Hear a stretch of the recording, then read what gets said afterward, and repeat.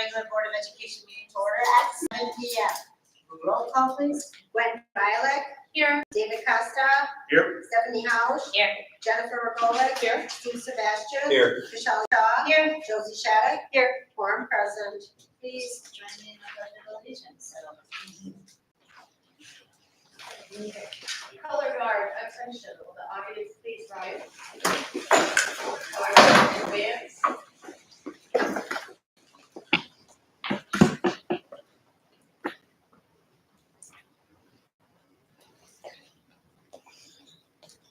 Okay, Lindsay, put the color. And now show us the pledge of allegiance.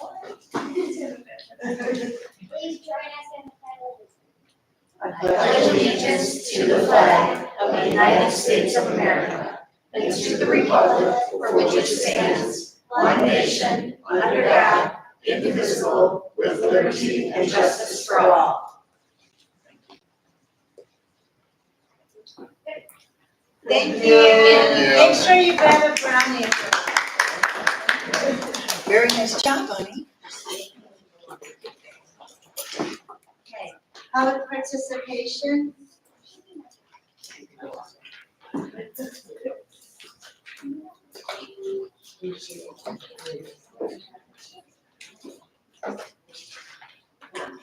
Okay, members of the audience are encouraged to make comments and ask questions of the board consistent with board policy 2.230. Please identify yourself when you make your presentation. So none. Administrative reports, Dr. Beard. Yes, thank you. Martha is joining us tonight. She's representing the admin team, Scott. We have a lot of things to talk about tonight that don't require action. I'm going to talk about the school report card here momentarily, but I do want to let the board know that we have been talking with some folks to become our interim director of student services. We are working on finalizing for 2 people to share the position for the remainder of the school year, 2 retired folks. We're working on that language now. We should have that finalized hopefully the next couple days. And hopefully we'll be able to get them starting here after that Thanksgiving break to take up for the absence of what this is left for high school. So hopefully that'll be filled in the next couple of days. Any questions about the building admin report before I jump on to talking about curriculum?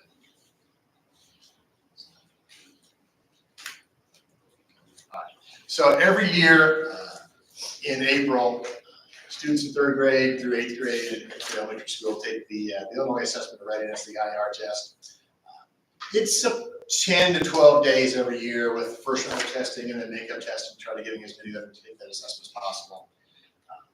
The reports come back to us in the summertime. We take a look at that, we make corrections if there's anything that was inaccurately reported. And then the state releases their school report card on the last day of October. And so that went publicly 2 weeks ago. And so I promised that I would kind of give you a little deeper dive into what the numbers say. So in your package tonight, you do have a slide deck, and I'll go through many of these, not every one of them. You can read them for yourself. But we go through the first few slides about the methodology, the different categories, statistics that the state utilizes to look at and compare how we've done this year with the past years and how we are comparing with districts all across the state. The first one that I want to talk about more in depth would be slide number 8. It's entitled Table 1 Student Achievement.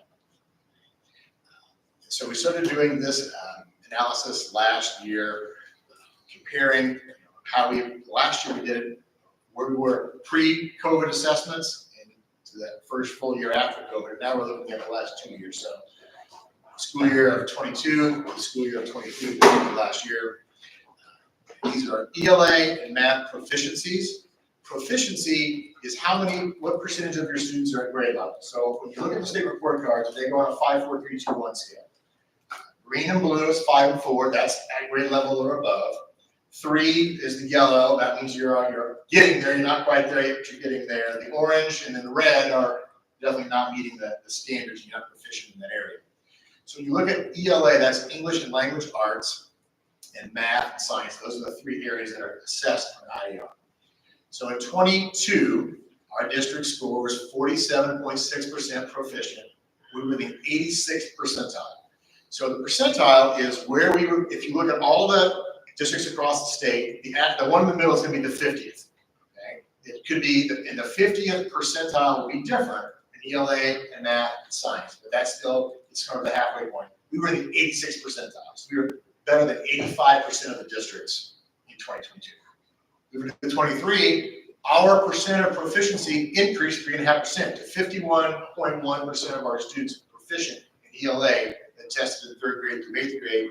Yet our district percentile went down 3 spots. So while we had growth, we didn't necessarily have as good a growth as many districts across the state did. Still in great shape with ELA. 83rd percentile is nothing to sneeze about. Math proficiency, we went from the 72nd percentile to the 65th percentile. We did not experience gains in math proficiency, and we did lose some standing there across statewide. Science proficiency went from 92 to 90. Statistically, that's probably 0. When you look at it from that standpoint, proud of our scores though. The scores are really good. You look at the growth percentiles, that's looking at students from one year to the next. So the ELA proficiency scores, ELA, Math, and Science, that's year over year. Different students coming in 3rd grade to 8th grade in 22, just 23. The percentile growth, looking at the individual cohort groups year over year. So if you were in 3rd grade this year, you're in 4th grade the next, did you show growth? If you're in 4th grade 1 year going to 5th grade, did you show growth? So our growth percentiles in ELA were this year 51%. So 51% of our students showed some kind of growth. And in math, that was 43%. So our students are showing growth, just not necessarily not keeping up with what other districts are doing. We administratively have been having conversations about our scores. We feel there's room for improvement. We have great staff, great students, but we do some work. And so there are a variety of factors that we're looking at, things that we can do to increase our scores, even a shinier apple, so to speak. It's not going to be a quick, easy process. Anytime even if you adopt a new curriculum and made a change, it's going to be a year or two before we're going to see movement. We look at it like a large ship in the ocean. They don't necessarily stop on a dime and make a turn. It takes a little bit of time for it to turn, eventually get back heading in the right direction. The next slide, table 2, looks at financial information. Shows you the district's average teacher salary, average admin salary, property tax rates, EAV, and spending, 22 and 23, and how they compare to districts across the state. Average teacher salary from 46th percentile to 44th, admin salary from the 83rd percentile to the 68th percentile. EAV per pupil went down, instructional spending went down, percentile rankings. The next table is demographics, looking at the students from their race, white, black, Hispanic, Asian. If they're an English language learner, if they have an IEP, if they have low income, identified as homeless, you see the district scores there, percentile values of those students across the state. Table 11 looks at other student demographics from enrollment to attendance to mobility, average class sizes, teachers with advanced degrees, and how many teachers you retained year over year. Slides 13 and 14 are some graphs. This is maybe it's an easy way for some folks to look at that data. So you have the 22 graphs are in gray, and superimposed on that are the 23 graphs in purple. You'll see that across the state. Students in English moved to the right, which means they made gains. And if you look at our district scores where the dashed line and the solid line, we also made gains. We moved to the right. Even though we lost some percentile, we made gains to the right. The next one down is math. Math across the state. State did not make nearly as many gains in math students across that, and our district regressed a little bit in math. When we look at our proficiency scores, which was illustrated on the slides earlier. Slide 15, I gave you some key takeaways, some positives and some negatives. And looking at those numbers. I'll stop and answer any questions you might have before I keep going. Okay, slide 16 is the summative designation. So every year after this, you get all this data points. The state then gives you a score. And there are 5 categories. We're in the 4th category, which is commendable. The highest category is exemplary. The second category down is commendable. Anything beyond that means there's some sort of targeted need that the state has identified for us to improve. So we have been either exemplary or commendable every year for the last 5 years.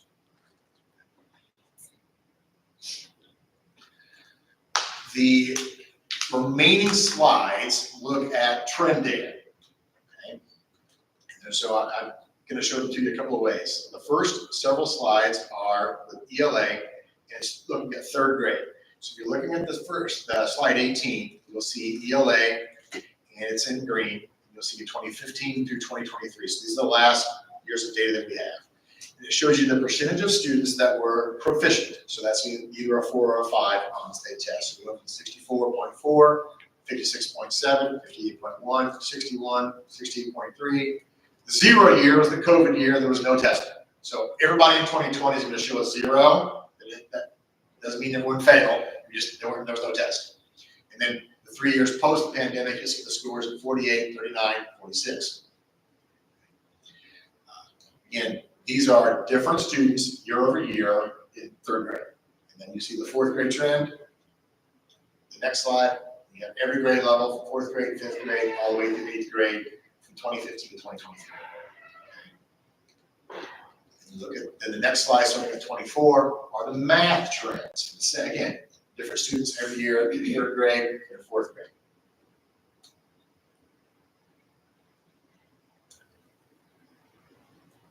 You look at the same students, that starts on slide 30, where we're talking about the cohort groups. The cohorts are those kids who were in 3rd grade and then tested next year in 4th grade and 5th grade. You can see what their ELA scores were every year from the cohort of 2020. That's the year they graduated 8th grade, 2020. So it's 2020, 19, 17, 16, and 15, what they did in 3rd grade through 8th grade. And obviously in 2020, there was no 8th grade test, so they all had a 0. But you can see with each cohort. And you have cohort 21, what they did in 3rd grade through 8th grade. And last year's group in cohort 23, those were the graduates who are PR now. So the cohort 24 would be the current students in 8th grade. It shows what they did in 3rd grade, 5th grade, 6th grade, 7th grade in English. Cohort 25 would be this year's 7th graders. Cohort 26, 27, and 28. And we don't have data. There's only one data point for 28, so we really can't see any kind of trends in those. And then you go to the cohort math groups. You'll see what the kids did that were graduated in 20, 21, 22, and 23. And then the current group is 24, and 25, and 26. Those are the kids in junior high currently in their trends. So I'm just going to state the obvious. Yes, we acknowledge there's a negative trend in math.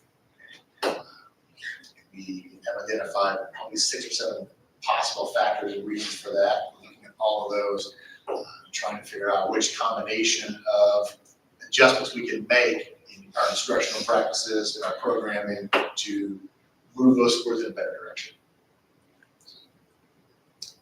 I really don't have a time frame on giving you that information, but it's relatively soon. That's what I was going to ask, was when do you expect to have a game plan?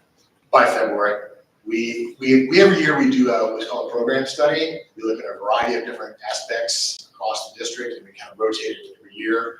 And this is one that we're looking at right now, are these trends and how what adjustments can we make from a curricular standpoint, from a structural standpoint, how our day is structured, what are interventions we can provide to help our students do better than. Is there some data behind this that would identify a particular area in that? Yes, there is. And Is we're there looking at that those closely. clear call outs of maybe where those problem areas are? I don't want to go into it right here at this point in time, but generally speaking, this assessment is given in April. In April, there's still instructional time on the clock every year, but when you're testing in April, they're end of the year assessments, and you're not done with the end of the year, it's kind of hard to get everything that you want to cover. And so we have noticed a trend that some of the things that aren't in our curriculum yet get taught after the test and in May, students get tested on. And so we're gonna have to make some adjustments. Just one example. Yes, ma'am. Are other schools testing that same week in April that we are? Everyone tests the same time frames. Okay, so everyone would need to take that into account, that end of the year, Perhaps they do. okay, Other districts, yeah. okay, but we all test at the same time. In general speaking, yeah, you get a window, and you can have those like an early window and a late window. You can test as early as March. You're not testing well. We test as the last window we can possibly get into to try to do as much instruction as we possibly can. Right, So we test every year in April. So Okay. that's the time frame. So up to the very end. Do you know why they do it, like, why they pick that time frame, or why they wouldn't? Not every district starts at the same time. Yeah, So you want to try to get in 70 to 75% of your instructional year before the assessments are given.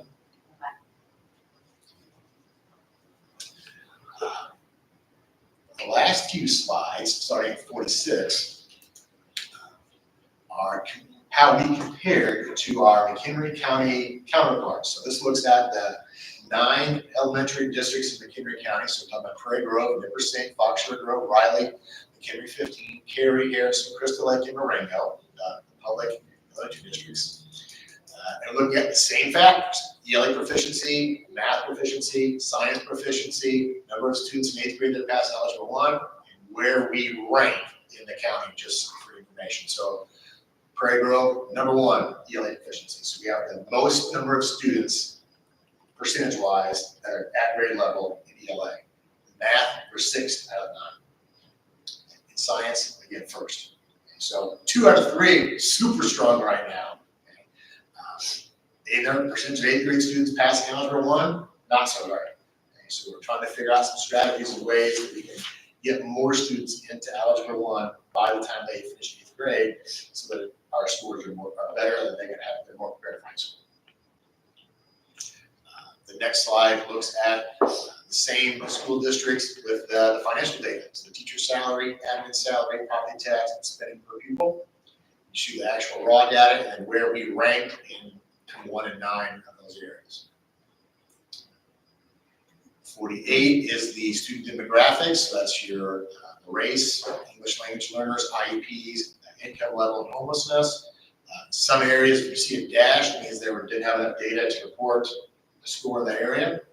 So they're not scoring. And the final one would be district demographics, which are enrollment levels.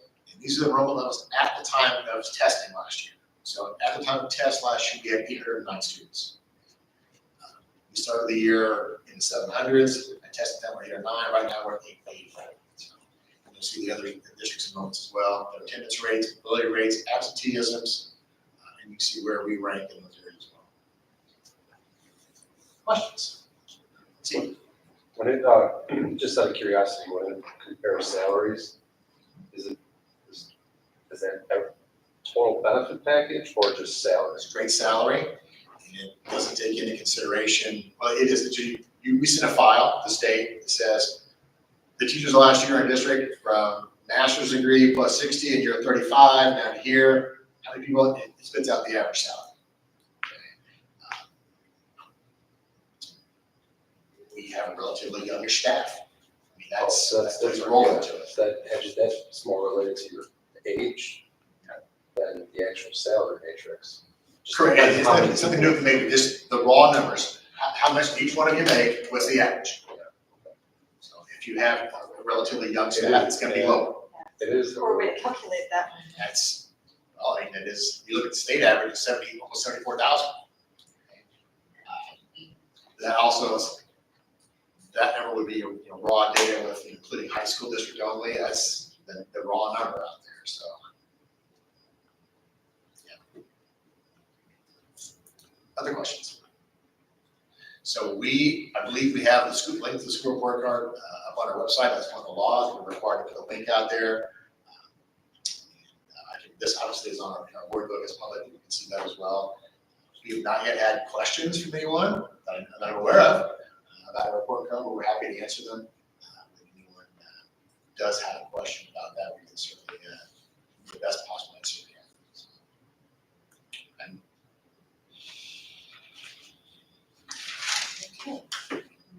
on to old business.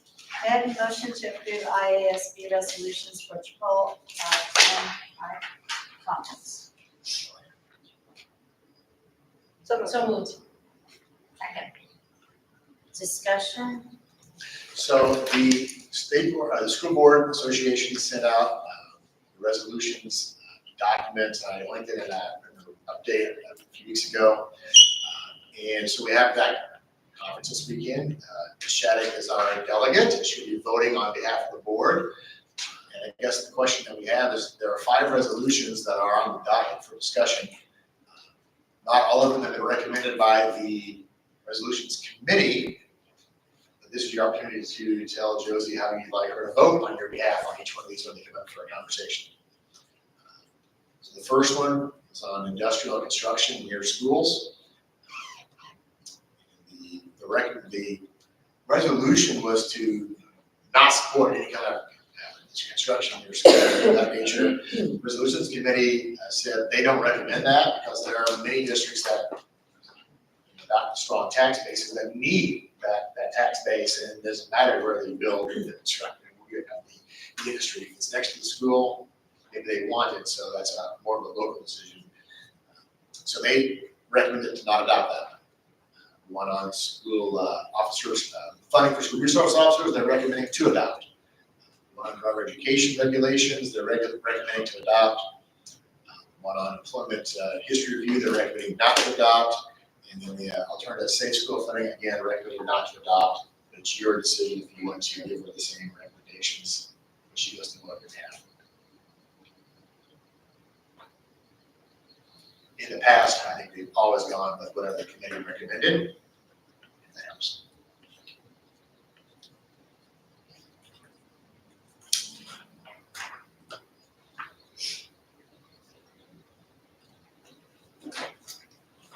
Anybody have any questions, concerns? Okay, then if we're all in favor of approving the IASB resolutions for triple I conference as presented, then say aye. Aye. Any opposed? Motion carries. Have fun, Josie. Okay, may I have a motion to approve the consent agenda, which includes regular minutes from the special meeting October 14th, regular and executive session minutes from October 17th, 2023. Bills payable, treasurer's report, annual statement of affairs, additions and modifications to job description. So Second. Discussion? Seeing none, roll call vote please. Jennifer Regolick, Yes. Steve Sebastian, Yes. Josie Shattuck. Yes. Gwen Violet, Yes. David Costa, Yes. Stephanie Housh, Yes. Shelley Shaw, Yes. motion carries. May I have a motion to approve school maintenance project grant FY23 round 1? So Second. Dr. Reed? So on occasion, the General Assembly provides funds for school maintenance grants. They did last year. They're doing so again this year.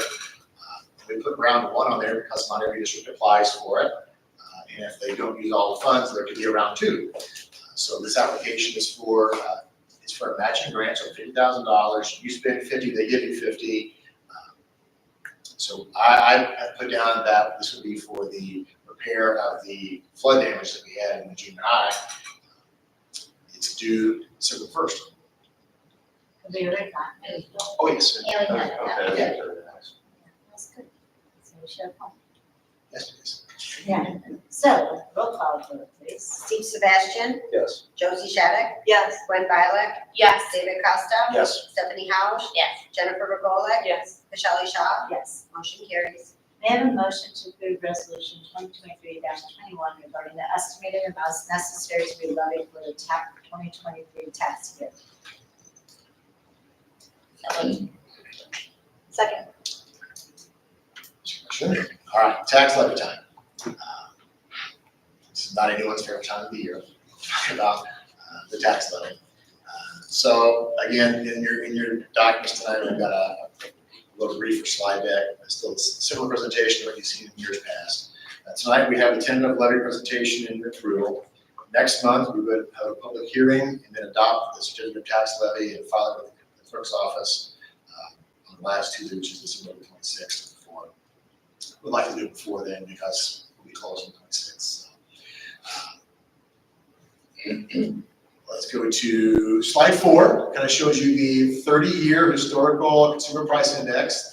Prairie Grove and McHenry counties under property tax extension limitation law. That's been around for a long time. So what that law means is that taxing bodies have the ability to extend CPI or 5%, whichever is less. Historically, over the last 30 years, only twice has CPI been 5% or above in the last 2 years. The average over 30 years is 2.51. The last 10 years has been 2.63. All right, so last year's extension was 12,600,000 and change. CPI for 23 is 6.5, so it's capped at 5%. These are all the assumptions that I've used to create this year's tentative extension. Our EAV over the last 5 years has average increased by 4.65%. So that's existing property, whether in the reassessments or changes in that, it's been growing by 4.65%. So that's the number that I'm using right now for my estimation of 4.65. New property, as many of you know, the Woodlore has been building homes. The final numbers for our township, for Memphis Township, are not yet in. So I'm taking a guess here, knowing that they built more houses in the past year than they have in prior years, that I'm basing it on $12 million of new EAV in the district. The last 3-year average has been 5.6. Last year it was 5.4. So my estimate's based on 12, because I want to make sure if I tell you it's 5.4, but that'd be 6.5, maybe more capture all of your property. So we're going a little high, what I think it's actually going to finally be, which makes the numbers obviously get inflated and look odd. The clerk's website, when I did this report, did indicate that there was missing information on there. They weren't yet finalized with their numbers. Again, they're never finalized until springtime anyway. So, slide 6 shows the tentative estimated EAV at 290 million last year's. If new property goes up 4.65, existing property goes up 4.65%, that's 13.5 million increase. New property estimate 12 million for an estimated EAV at 316 million.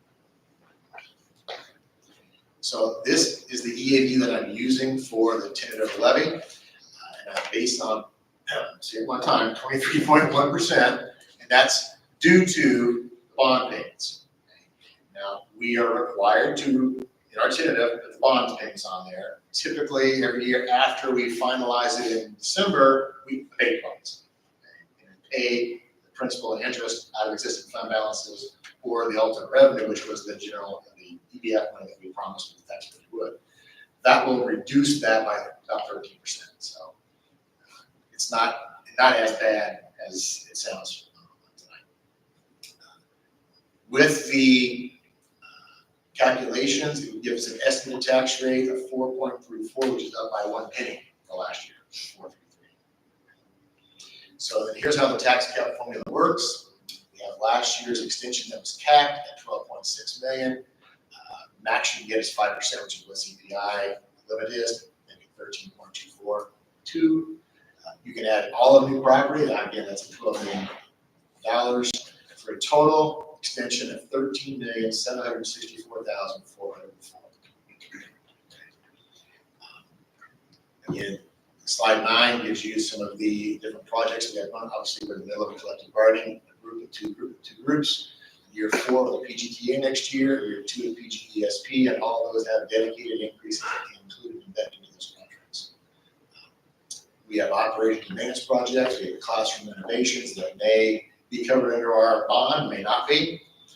And again, as we mentioned tonight, there might be some upcoming curriculum initiatives, dealing with some of the areas that we've been talking about on our school report card.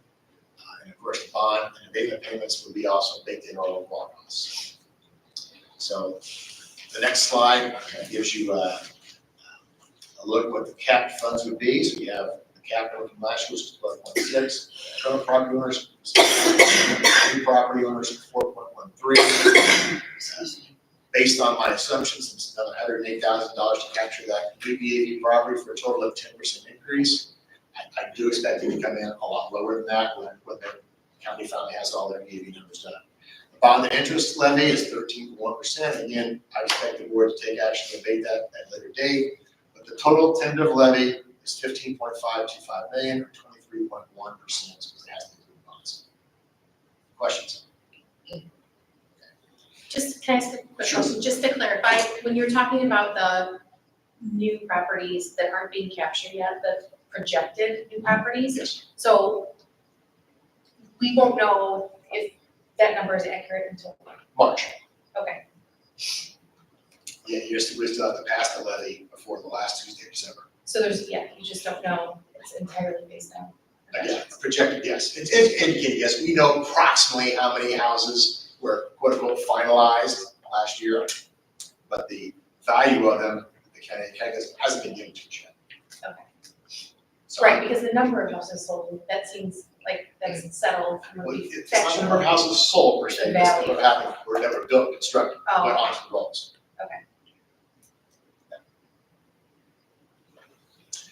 The next couple slides kind of show you what the impact would be to the average taxpayer. And by average, and I use 300,000 as a home value because it's easy to do the math on that. So $300,000 of home value would give you an equalized assessed valuation of $100,000. The cap rate on there at 4.34 give you $4,348 compared to last year's tax rate of 4.3341, or an increase of $14.60 per $100,000 of VAT. The second one shows you what it would look like if indeed all the property values increased by 4.65% and had the same rates. It would be at $216.81 per $100,000 of VAT. And I put the word average on there in quotes because home prices are variable depending on where it is, the size, what it looks like. Next slide, Public Act 102-1102 requires school districts, when you talk about your budget, or talk about your levy, to disclose your fund balances. So we did this in September when we did our budget. So here we are now with the levy. These are our audited fund balances. When I gave it to you in September, the audit was not yet returned to us. So these are the audit numbers from June 30th. You'll see the restricted fund balances and the unrestricted fund balances, in education, O&M, transportation, and working cash. The balances accordingly at June 30th. Restricted funds, which would be debt service, IMRF, Social Security, capital projects, tort immunity, and fire professional safety. You can only spend money in those areas for dedicated projects within each one of those items. You're also required to generate what obligations, what debt we have based on those funds. We had 4 on June 30th. We had the 21 bonds, those were the alternate revenue bonds that we did for the 5th grade edition. The bus lease, the copy lease, the facility lease for the transportation office. Those are all secured by those funds by June 30th. Did not include the 21 GO bonds that we did because you'll see that on next year's. One of the requirements under PTEL is that if your extension is going to exceed 5%, you are required to hold a truth and taxation hearing. We'll hold that next month. It also requires us to advertise it in the paper no less than 7 and more than 14 days prior to that hearing. And there are requirements about the size of the font, the margins, and that'll all be done in December. And then we will have a hearing open to the public, just in the same manner that we do for our budget hearing. We'll have a hearing for the truth and taxation. And then there'll be an opportunity for the board to ask questions, for the community to ask questions, and then the final vote on this. Questions? So what was when we did our budget, what was our budget? What was the bottom line? It was 12 something, right? It was a deficit spend budget, but you're talking about the total, what was the total cost? Yeah, The year? after everything, what was that bottom line? It was 12 million something. I can get it, so I need to go back to that. So if there were no new homes in the area, our maximum extension would be the 13,242, 560. Or would we have to still add the? That would be the max you could do, But would we still have to add the bonds to it? yes. So why do we ask for the bonds just to pay it back? Why don't we just not ask for them Doesn't, when the county then have to make the payments, is it the same thing? If you don't abate, if you don't do the process, show them and then abate them, they will put them on the rolls and tax for them. They're required to, Okay, so they're gonna hit the bill no matter, they hit the bottom line no matter what. unless you abate them. So you have to show that they were out there, that you abated them, and you take it off the tax rolls. But why, it looks so high because of Because of bonds. Correct. So if you're ever in a position, and you're not there now, and I don't see that in the near future. If you're in a position, say, 14 years down the road, all right, that you don't have the funds to pay the payment and interest, you'll put those on the tax rolls at that point in time to generate the revenue to pay those notes. Without that abatement. aren't we generating the revenue now, but then we're just saying, okay, we're gonna take it out of an operating fund and pay the balance? That's what the abatement means, correct? I guess I'm not understanding If why. you don't go through the process, though, the county is required to add them to the tax rolls. Okay. So even if they were not on this slide, the county would still do it? I have to put it on, I have to send it to the county no matter what, if you don't abate it. I just. It just, it sounds like we're like asking for it and then crediting it back to avoid the county having to add it to the taxes. It's But we're there. adding it to the taxes. In a sense, that's correct. I'm showing it what it would look like if you don't do an abatement for those two bonds. And we already pledged publicly that we're gonna abate those bonds every year. That's what it would look like if you didn't do that. And that was part of our budget, that's part of that $12 million number. Then that'd be on next year's budget. The payments that we're gonna pay, this year's payment for 21 is in the budget, correct? We're not paying on the bonds we just issued till the next budget year. I guess I just don't understand why, if we have like a $12 million budget, and then our levy is gonna be $15 million. I don't want to. So some of those funds you can't lose some of those funds. So you have about $6 million in fund balances from debt, IMRF, capital projects toward humanity, and fire prevention that you can't utilize in your regular operating funds unless you have a specific project for it. So I use the easy one, Social Security. We levy every year in Social Security, and you can only use that money to pay your Social Security payments. So we have been underfunding, because we have a balance in there, we've been underfunding that the last 7 years to bring that balance down. Because there's no reason to tax levy for it if you don't need it. So we've been under levying in those areas to bring the money down. Same thing with torts. This levy has $0 for fire prevention and safety. So we've finished all of our health and safety projects. So we're not gonna nickel off. There's no point in levying for it if you don't have a project.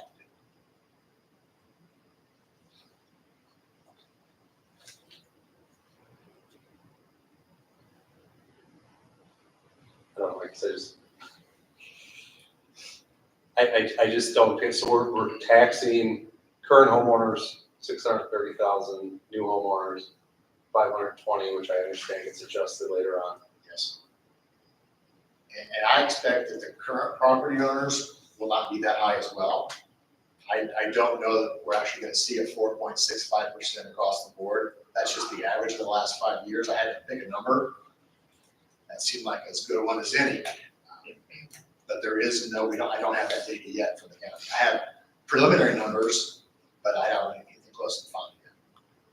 And then we levy another 1.6 million. Does that go in the operating fund for the bond? That's where it gets abated out of, right? We're gonna abate that, after we pass the levy, you're gonna abate that before I send it to the county. So they're gonna levy $0 for bonds. Okay. So the actual number that when I So print out the you have document, to disclose it, but, okay. that makes Correct, more I have to sense. disclose it. We're not really charging for it. that's correct, we're not charging for it. We're showing it, and we're going to pass a resolution, I'm assuming you're gonna pass a resolution to abate it.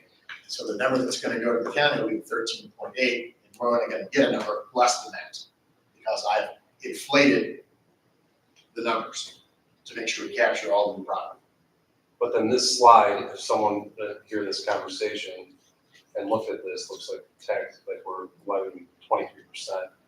It does look like that, and that's why we have the truth and taxation hearing. We'll talk about it again, and anyone in the public can ask questions and ask that very question, I'll answer the exact same way. And these will go from projected to The final next. to final. So before the hearing that happens or after? During the hearing, there'll be questions during the hearing, I'm sure. No projection. The projection's changing to actual Well, I hope to after. have it Okay, by December. okay. There's no guarantee, I'm not guaranteed that. Oh, okay. That's what I was. And we are levying, you guys don't understand, we're levying the maximum amount this year, which we have not always done in years past, That's correct. but we are this year. We did last year. We did last year, Last year. yeah. And most districts are doing, like, they're doing that as well, right? I mean, or Yes, I would assume so. what is it, so?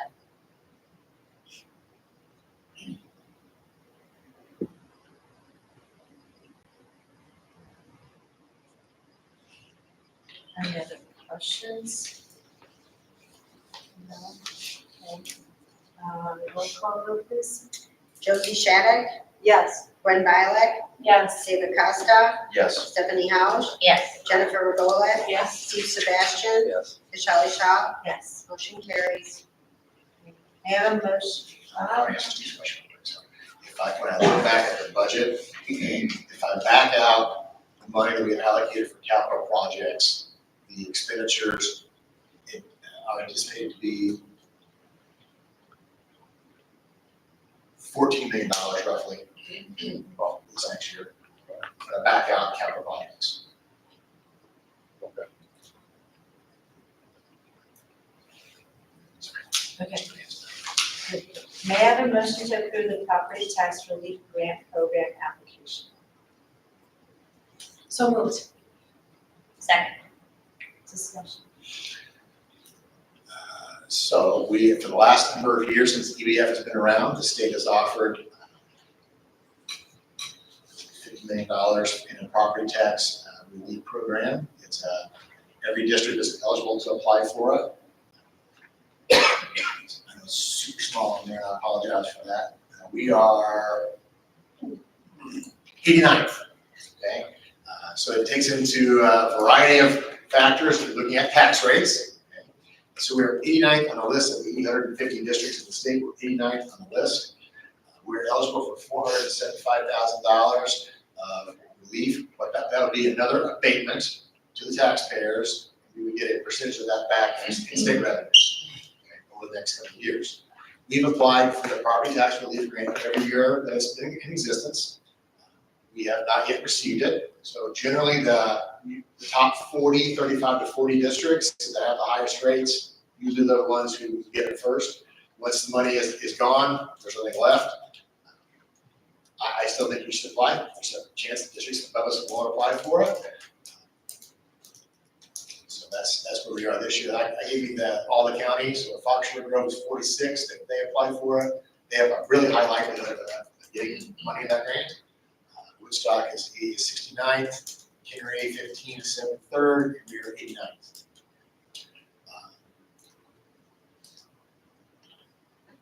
Doesn't hurt to apply. It does not hurt to apply. All in favor say aye. Aye. Anybody opposed? Motion carries. I have a motion to approve the first reading of Board Policy Press 113, addition, deletions, and changes. So moved. Second. Discussion. Approximately 4 times a year, the School Board Association issues a press update. The press is the policy service program that you pay for as a member of the School Board Association. Press and their legal team take the laws that get passed and signed by the governor and show the impact on school districts and look at how they compare to policies that every district has around the state. They send to us for review. We have opportunities to discuss it in board meetings like this and make changes, acceptance, revisions. So this is the first one since the session has started this year. There's a bunch of them, as there are every year. I've personally read every one of them and had conversations with legal when need be, but there are some questions that require require response from the board before we can send them in. And I've listed them on page 6 and 7 of my memo. The first one is on 4130. It's not really the policy itself is fine. It's on free and reduced food price services. Last year, the state passed, the legislature passed the Healthy Schools Meals for All, but the legislature did not fund it. And so that is, what it essentially would do would provide free breakfast and lunch for all students across the state, only if it's funded. It wasn't funded. So the question that I have is if the board, if they fund it, do you want to participate? We currently don't participate in the breakfast program. The way the law reads, we will be required to participate in both the lunch and breakfast program. We currently don't do breakfast. So that would be additional cost as far as our vendor with Organic Life. They would have more labor time, more food costs, but you would get money from the state if there's money for that. If that does get funded, do you want to participate in the free lunch and breakfast for all program? That's the question. Well, how much is being funded? 80% of it, 60% of it? What is their We don't know contribution? because they haven't funded it yet. But if they do fund it, do you want to participate? They only fund 5%. I mean, that's a different. I agree. Yeah, so that's just a blind application. You have the opportunity to apply for it every year if they choose to fund it. So you think about that, and we don't know, they haven't funded it yet this year. So next year, if they fund it, if you have this policy, you would be required, the way I read it, you'd be required to do a breakfast program as well. I just want you to know that, so. And that you got clarity from legal? Because it says and, breakfast and lunch. So this is, it's not the same thing as those that get reduced lunch. It would put, everybody would be getting, if it was passed and funded, The whole school. everyone would get a free breakfast and a free lunch. If there was funding for it. So irregardless of your status of like being a free and reduced. Correct. But we don't know like the percentage of how much. Correct, it hasn't been funded yet. And this is was it funded last year? No, it hasn't been funded at all. So when the law came out, they were already in budget conversations and they didn't have time, didn't have money, didn't have funds available for it, they didn't fund it. Can we like, This year, can we like look at You it? can do it every year. I'd like to see like historical support from the state. Of course you would. Well, yeah, We for all sure. want to see that. Yeah, but that's. Yeah, I mean, as long as our free and reduced kids are getting their lunches and there's No issue with that. then I'm. Then I would say let's wait. Yeah. 520 on leave of absence. It's an easy question, I've already answered for you, but it's just, how many employees do you have full-time? Do you have 250 or more, which is the default? We have 250, 249, so we will click that box and make the appropriate changes to that policy with the school board association. 6230, library media program. Which policy language would the board like to adopt? So the policy requires you to either adhere to the principles of the American Library Association's Library Bill of Rights, which indicate that materials should not be prescribed or removed because of partisan or doctrinal approval. Or you could say, the other option is, the practice of banning books or other materials within the district's library media program is prohibited. Those are your two choices.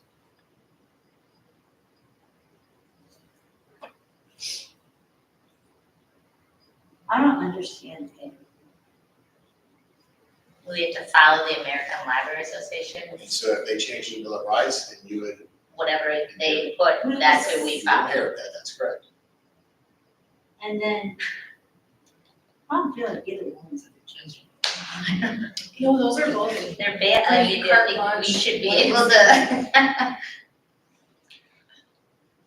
So if you look at letter B, banning books and materials within the library, if there's a book of material that's already there, what they're saying is you can't ban it. You can restrict who looks at it, but you can't have a blanket banning process. If you're concerned about books that we're adding, you have the right as the board not to add books to start with. But if it's already there in the system, you're not going to ban it. So there have been multiple, at least two that I can recall of requests about certain titles of books and asking if we have those books on hand. We don't have a lot of what I would call objectionable or books with unusual or inappropriate content. It's in elementary school. Most of those books are in high schools and colleges. I'm comfortable with either one. I like B better, but I won't give either one, but I like B better. I- Give it your call. I would agree with you, because I don't know much about the American Library Association, although I would like to say, kind of sounds like a legit name, but I'm not going with that anymore, so, good, so, I'm better with B. and anybody else have an opinion? Does the call out of does library media, does it expand beyond books? And obviously there's videos and stuff like that, but what all does library media? You're correct. The videos that are housed in our library system Okay. be checked out by students or staff. Pamphlets, books, back, magazines. Electronic. You don't really do it. We have access, don't we have? Sure, we have a lot of electronic books in our library that you can check out. That are maintained in the library, I'm not sure, I don't believe so. B, B. The policy 760 on residents, Public Act 103-111 allows school boards to adopt a policy to waive non-resident tuition if the student is a child of a district employee.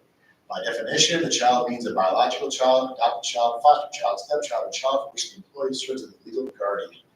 Does the board wish to accept requests from district employees for which non-resident children to attend the district on a tuition-free basis?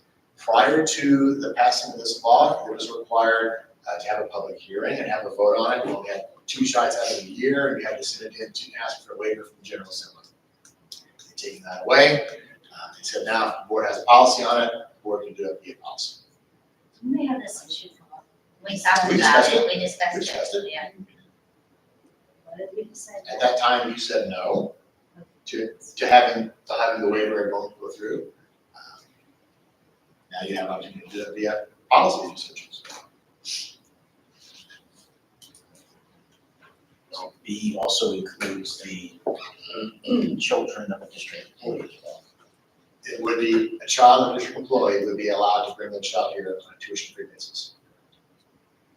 We're so strict on just kids building houses and the timing of the houses in our area and tuition being run. And as of now, we modified our policy on that to make sure that those students did not pay a tuition cost. We pushed that back to January. It was November, now it's January. What a union. Like, consider this to be something that's like a benefit. I thought there was something about it. I was just gonna ask this, Yeah. would this be seen as a benefit for retaining staff? Or an unfair benefit because someone's getting this and someone isn't, and that's like X amount, thousands of dollars. I felt like there was some discussion around that, but One could make an argument there are currently benefits in our negotiated agreements that are unfair benefits based on marital status and independent status. And those have all been bargained over the years to what they are now. It doesn't say, it says we have the ability to. Yes, So so there would be a request coming in to me, and I'd have to approve or not approve based on, do we have space for them? Given that it's not an automatic, and there is that, If we had someone who came in now and Process. wanted to pay tuition, we would find out, we have 25 kids in every class, and that where you want to be, we have to say no. Right. If we're at 14, then we're inclined to say yes, because we have spot. so this is just not an automatic no. Consider everything on an individual basis based on our Yeah. availability. That's correct, based on our ability to have that student. Once you let them in, they're gonna be in. If if your numbers then creep, you're not gonna be able to boot them out the next year. They're gonna be in. So this could be good for recruitment of teachers, and retention of current teachers. Absolutely use it in that capacity if you do have that policy. Yes. We need that. Given that, I don't know why we would say no. You know, we discussed this in detail not that long ago. I think we're in a position to take on additional students that live outside the community. We're at a rapid rate trying to build extra classrooms to keep up with the increased enrollment that we've been seeing. It means that that person's gonna pay taxes in another community, yet we're paying for the student to go there. It doesn't make any sense to me. I hear what you're saying. I wanted my kids to go to school here, so I sold my house and moved 3 miles this way to go to school here. That's how it's supposed to work. I don't disagree. I understand, I hear what you're saying. I also, at the same rapid rate, also trying to find and retain good teachers, good instructors. Not to say that, you know, we're not gonna run across one-off case once in a while to where somebody might have a child that's right here and they might be another performing instructor. I don't know. I see both sides of this. I don't know how we put guardrails around this to respectfully, you know, protect what he's concerned about. Because It's a valid concern. there's a lot of legitimacy behind that, right? We moved here, lived here for this. We pay taxes to support this. I guess Is there? A is just a no. B is yes, but there's very few regulations or details around what that approval process would be. How often would this be reevaluated? Or is this the definite, like, We look at policies yearly? 4 times a year. We always review them once every 5 years. If there's been no changes to the law, then you review them once every 5 years, for sure. And there's no middle ground of like percentage tuition, it's just waived, not waived. Yes. And it has nothing about if you leave the district and your kid can't go to school here. Doesn't say that. That's, I think that's too much, yeah. so come here, work on Monday. Yeah. Not educated here. There isn't, yeah, there's not, I got this non-policy that doesn't mean we couldn't add something along those lines. Certainly. Well, just like with a salary bonus, if you get a signing bonus as part of your salary and you're a new hire, you have to stay, hired on at that company, there's always a time attachment to that. So if we're able to add language that requires them to stay employed here as a teacher for a certain amount of time, otherwise, their student isn't here, their tuition isn't paid, it reverses. Are we able to add language, including a percentage of tuition? If we are able to add something along those lines? I check the legal on that. If you add- I'm sure you can add some qualifiers about, no longer being employed. I'm not sure about the percentage. I would be curious. I think Do this any is of the way that- to incentivize teachers. There's other ways to incentivize employees. We have other benefits that are very rich, that are not reviewed or seen as that's what I'm looking for. We have other benefits that we spend a lot of money on that still restrict us from hiring or retaining teachers because those benefits don't apply to everyone. This benefit applies to even fewer than those benefits. So you're talking about a couple, if we're gonna do things to retain staff, let's do the thing that affects everybody, not just half a dozen people or however many would be. I don't think it would be that, but it's so rare that this would come up. I don't even know why we would want to. Even if they pay tuition, I don't know why the school would want to even take on additional students outside of the community that's supposed to be served. it is so few, yet incentivizing teachers in other ways more costly. Is this a way to do that? In a different way? I think you're telling the community the wrong message. Do any of the surrounding school districts do anything like this? Well, I'm sure they'll have similar discussions about policy currently. Could we gather more information and just determine more about this specific policy at a later time? Well, one, we had a question with legal. Yes. Two, if, and I feel like I've heard somewhere someone like, was taking their kid to McHenry. You know, like they lived in this area, but they were working in McHenry and then they were taking their kid to McHenry, but I don't know all the logistics behind it. I just wanna hear and know a little bit more. I'm okay with waiting another cycle to make a decision on this one, but I don't know. I mean, I feel like we need to understand a little bit more. Because I think it's not, yeah, there needs to be more body to it, I guess you could say, I don't know. I don't know. Doesn't, yeah, I'm not comfortable with the verbiage and like moving forward with them. Or we can do no, Correct. and then. You can say And no. then go back to it, right? So what's wrong with the process we went through? Well, that was for students, this is for teachers. That was just a student, that wasn't this. District residents. District residents where we move that out until January, this is teachers. I like the old policy where you had to inform the community. No, this is just No teachers. waiver Because process. I feel like District that, I feel like it's something the community should acknowledge. I feel like doing it at this level is not the right. Well, I think this is a big decision, it requires more people, and I think it's fine the way it was. Not every piece of legislation that gets approved sometimes gets allowed. Other folks, it's very good. Yeah, I mean, the road to do this has always been there, but it's in a more public manner.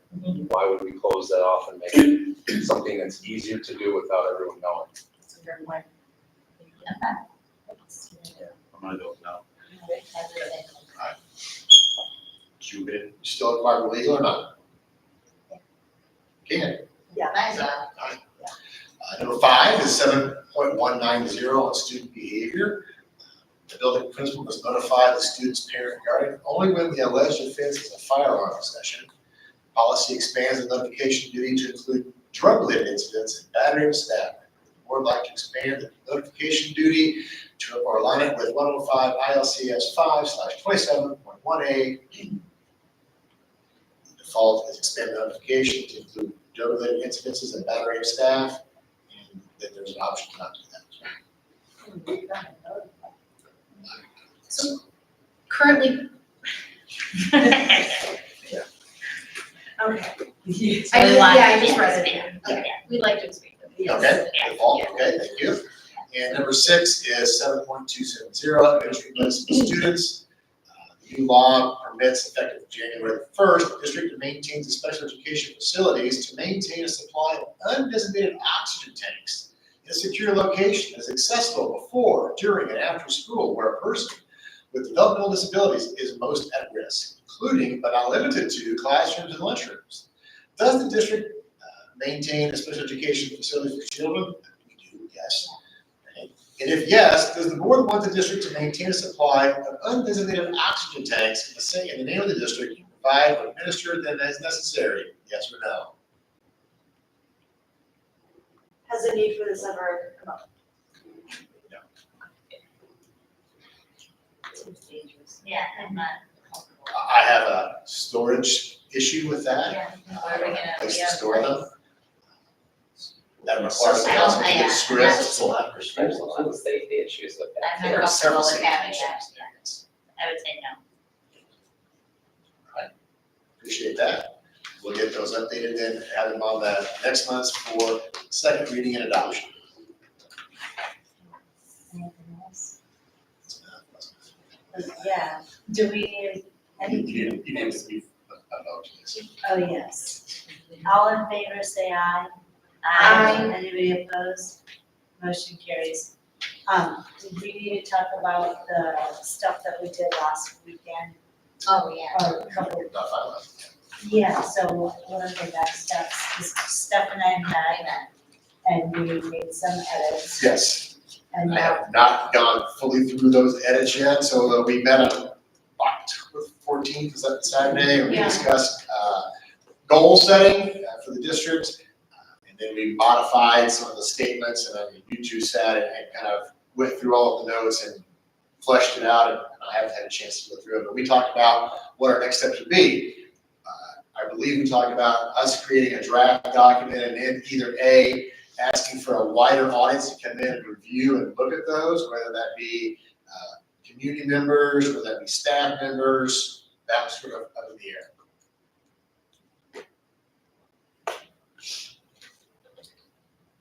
So you guys say what we want. Yes.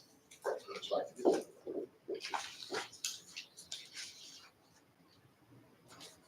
I know we had discussion about, as you represent the community, but do you also then want to have the community that you represent come in and look at the things and make sure all the statements that we wrote down and we agreed to are what we really agreed to? We've done it both ways in the past. Yes. When do we expect to have the draft complete again? Yeah. I'll have my review of it by next meeting. should we Join do, online. would it be sufficient to present them all and talk about them at on board meeting? And And you can see feedback. if anybody's here, they can give feedback.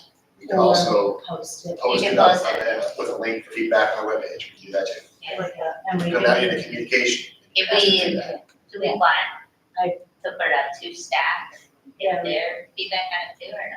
Can we Of do course. that again? Sure you can. Yeah. Sure. Should we do that first? Now- That's close to the public. You do it both, you do You it at the can same do time. it at the same time, So you know, they could get, they could pick on like Yeah. teachers, staff, whatever, maybe something. I think an asynchronous way of collecting some feedback would be nice. You know, you can go over what our changes are in the board meeting, and then post an asynchronous feedback, and then, you know, if feedback is received, we make changes, like, you know, and then if no feedback is released, then it is what it is, and we move forward. I don't think another meeting will help during this time period. So we'll get everything reviewed and get a draft doc together in time for December. We'll talk about it in our board meeting. We'll post it after the December meeting and then take 4 or 5 weeks for feedback, and then have a final presentation at a board meeting for approval. Seem okay? The last thing that we have before, this is not our last agenda item, is the policies, board member appreciation. Of course, since we have to at the table tonight. So thank you. thank you for your time. High rate of pay of $0 for the time and effort that you put into being a school board member. We appreciate you. Thank you very much. Thank you. Thank you. Thank you. Okay, may I have a motion to adjourn at 8:08 p.m.? Second. All in favor, say aye. Aye. Any opposed? Motion carries. Thank you all. Can I get a quick group picture? What? You guys? I have like